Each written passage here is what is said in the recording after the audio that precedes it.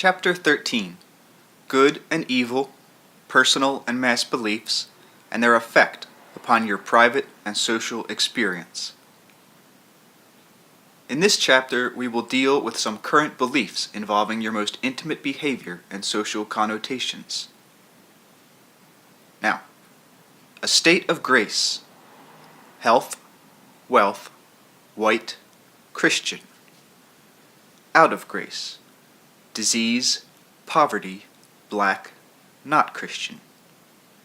This is not a chapter heading, it is a diagram. Now another one of the same kind. A state of grace. Indian or Oriental, proud poverty, brown skin, great mystic understanding, cosmic understanding. Out of grace. American, embarrassing riches, white skin, callousness, spiritual poverty and disintegration. Another category. A state of grace. Youth, intuitive understanding, knowledge, beauty, intellectual capacity, physical vigor, and unfolding future. Out of grace. Age, rigidity, mental and spiritual ignorance, ugliness, disintegration of mental capacity, loss of vigor, the closing of all doors to activity. Now, I outlined some opposing ideas held by many people, all involving concepts of good or evil being applied in areas in which they do not belong. The designations will make certain contrasts clear visually. The simple diagrams merely represent some general belief systems from the standpoint of quote-unquote moral values. Your ideas of good and evil affect not only your behavior upon others, but your activity in a community and in the world at large. Many believe, using the first diagram, that it is quote-unquote good and morally superior to be Christian, white, wealthy, and in excellent health. Now, though this does not appear in the diagram, the word quote-unquote male can also be added to the list of preferred attributes. Reality, then, is viewed through this system of beliefs. If you hold them, you will feel that those characteristics are given by God. According to the fervor with which you cherish these ideas, you will find that they enclose you, for in a very limited manner they will define your concept of good. People entertaining such beliefs are often very religious in conventional terms. Countries emphasizing like beliefs send missionaries to quote-unquote convert those who are pagan and therefore inferior. Individuals feeling this way will be very uncomfortable when they mingle with others of a different race, creed, or color, and despite themselves may be revengefully conservative in dealing, for example, with problems of a community nature. They will consider poverty as a sign of God's displeasure, and be so inclined to leave the entire matter in His quote-unquote hands. They may speak with seeming compassion about the plight of others, and yet all the while consider that difficulty the simple result of inferiority or inequality. These people may be of any age. They may come from any economic development. Now, if you happen to be Protestant, white, male, American, rich, and healthy, at least within the framework of your beliefs, you can look at yourself with quote-unquote clear eyes. Your foundation is shaky indeed, but at least you fit within it for the moment. You will notice that I added quote-unquote Protestant to our value system, as well as quote-unquote American. If, however, you hold this group of beliefs and you fall short, that is, if in some way you do not fit in, then even within that system you are in trouble. Some of the components are more charged than others. A Catholic or a Jew possessing these beliefs is obviously out of step to some extent, and will feel guilty as he measures himself against them. A black man who accepts the same system is indeed in difficulty. If he happens to be a poor black man, he is in double jeopardy. In that chart of belief, disease, poverty, femininity to some extent, non-Christian concepts, and a non-Caucasian racial heritage are all considered wrong to one degree or another. Now, any intrusion of other beliefs here will be considered threatening. Both racial problems and religious dissension will be rationalized from the standpoint of these beliefs. Some of my readers may consider themselves quite enlightened, believing, for example, in reincarnation as a series of consecutive lives. However, they may then use that concept to justify their belief in the inferiority of other races. They may say that since an individual chose his or her problems in this life, deciding for instance to be born black or poor or both, that karma is being worked out. Therefore, such issues should not be adjusted through a change of law or custom.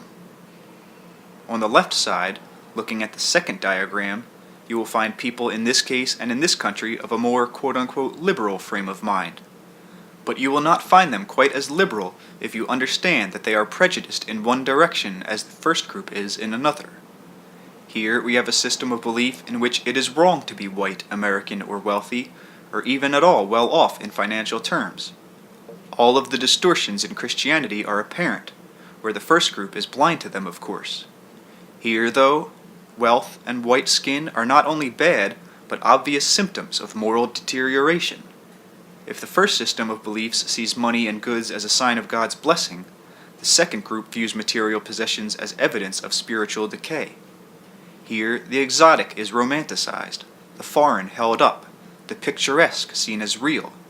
Black skin or brown skin becomes the criteria of spiritual perfection, and poverty a badge of honor to be worn not only proudly, but often to be used as an aggressive tool. The people who follow these belief systems think that they are right. Their living style, community affiliations, and political leanings will be in direct opposition to the quote-unquote white wealthy ethic. Now, if you happen to be black or brown, poor, and believe in this system, you will at least feel secure within it. If you are instead white and wealthy and hold such beliefs, you will think yourself quite inferior indeed, and do everything in your power to show how picturesque and liberal and open-minded and black or brown you can be, while still being white, fairly well off, and perhaps secretly addicted to your Christianity. You will doubtlessly have Buddhas tastefully displayed and Indian beads. Now, the third diagram can cut across the other systems of belief, of course. In the first two groups, there are many leeways. You may have 1, 2, or 3 preferred characteristics that correlate with your ideas, for example, but your concepts about age leave you no such freedom. For at one time or another, all of you, quote-unquote, if you are lucky in your terms, will approach old age.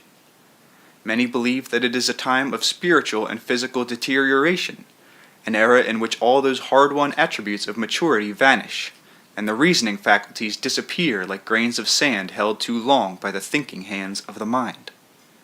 If life is seen as good in this system of belief, then youth is viewed as the crowning glory, from which summit there is no further journey except descent. The old are not granted characteristics of wisdom, but feared as evil, bad, undesirable, and frightening. To these people, senility seems a natural, inevitable end to life. As mentioned earlier in this book, many who follow such beliefs try to hide them from themselves, desperately attempting to be young. Youth and old age both have their place, and within the framework of your race, each play important roles. You are used to thinking in terms of heredity. In physical terms, and in a different way than you imagine, this is important. Certain Earth experiences, however, are dependent upon duration in time, and result as a consequence of the mind playing upon its experience through long Earth seasons. There are specific functions brought into operation quite naturally that are scarcely perceived by your scientists, much less understood. As the mind within the body clearly sees its earthly time coming to an end, mental and psychic accelerations take place. These are in many ways like adolescent experiences in their great bursts of creative activity, with the resulting formation of questions and the preparation for a completely new kind of personality growth and fulfillment. These would be quite apparent were it not for your current belief systems, through which the old are forced to interpret their experience. Many instances of expansion of consciousness and mental and psychic growth are interpreted by you as senility. No important correlations have been made between the subjective experiences of the old, particularly in quote-unquote senile conditions, with those of other ages involved in expansion of consciousness, whether natural or drug-induced. Any such sensations are immediately repressed by the old for fear that quote-unquote senility will be the diagnosis. The experiences, however, affect the right hemisphere of the brain, and in such a way that abilities are released in somewhat the same manner as in adolescence. The individual, when it is time then, begins to see beyond temporal life, to open up dimensions of awareness that in your terms he or she could not afford while involved in the intense physical focus of normal adult life. Unfortunately, the personality has no system of beliefs, as a rule, to support such an expansion. The natural therapies, both physical and mental, are denied. Drugs are often used as depressants, clouding the clarity of what seems to be distorted vision. This is one of the most creative, valuable aspects of your lives. Instead, the old are made to feel useless in your society. Often, of course, they share this value judgment, and their experience within your communities has in no way prepared them to face subjective experience. There are no teachers to guide them. Old age is a highly creative part of living. The connections between it and childhood are often made in a derogatory fashion, but the personality is in just as creative a state. I am speaking generally now, of course, for your living conditions so distort the natural situation. Even the chemical and hormonal changes that occur are those that are conducive to spiritual and psychic growth at that time. The joyful affirmation possible is denied to the old because of your system of beliefs. In certain terms, quote-unquote psychedelic experience cannot be explained within your limited frameworks of reference, not because such illuminations are beyond explanation, but because your present systems of belief are too limiting. So at whatever age, a revelatory episode is difficult to relate to others. In older age, however, no one is interested, and yet it is here, as in adolescence, that the greatest creativity may emerge but go unrecognized. This era could be more advantageous to the individual and to the race than any other period, were it recognized for what it is and understood. The peculiar chemical changes that occur are often precisely those that lead to greater conceptions and experience, but these are free from what you think of as practical application. There is a trigger set off then, an impetus in which the personality tries to free itself from time-space orientation, released from the usual necessity to participate in quote-unquote adult terms.